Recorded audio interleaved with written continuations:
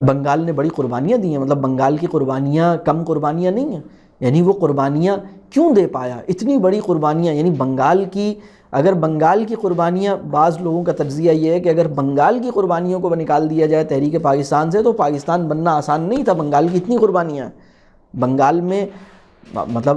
مسلمانوں کی تعداد تو بنگال میں زیادہ تھی، یہاں تو سب پھیلے ہوئے تھے، اسکیٹرڈ تھے، آپ ایک جگہ تو نہیں تھے وہاں تو ایک۔ اور بنگال کے ساتھ کیا ہوا، بنگال کے ساتھ اس سے پہلے یہ ہوا، تقسیم بنگال کا جو سانحہ بنگال کے اندر پیش آیا، مشرقی بنگال یعنی بنگال کا جو مغربی بنگال ہے جسے ہم ویسٹ آف بنگال کہتے ہیں، وہ ذرا فائنینشلی اکنامیکلی بہتر تھا، اور جو ایسٹ آف بنگال ہے وہ فائنینشلی کمزور تھا۔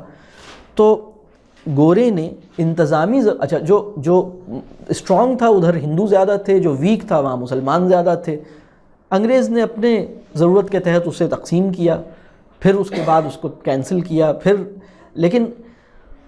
یہ بھی بنگال کے ساتھ ہوا، اور بنگال بہت ساری اور بھی یعنی بنگال کے ساتھ بہت سے مسائل رہے، بہت ساری زیادتیاں ہوئیں، یعنی وہ زیادتیوں کا جو سفر ہے بنگال کے ساتھ، جو محرومی کی تاریخ ہے وہ تو 47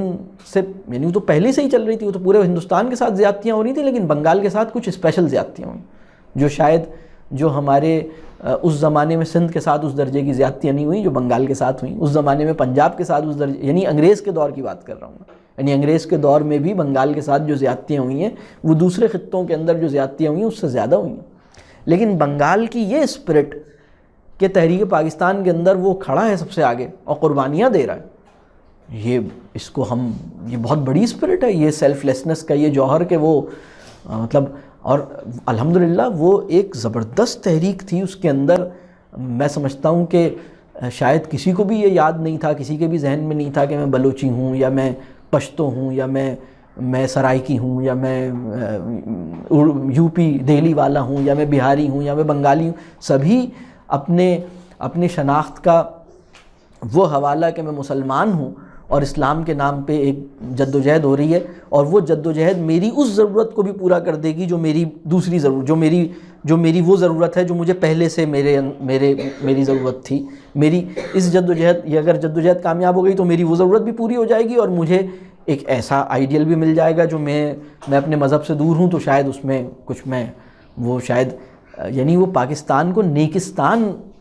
یعنی ان کا تصور ایک نیکستان کا تصور تھا، وہ پاکستان نیکستان تھا اصل میں، نیکیوں کی سرزمین، تو وہ تو اس طرف آگے بڑھے تھے۔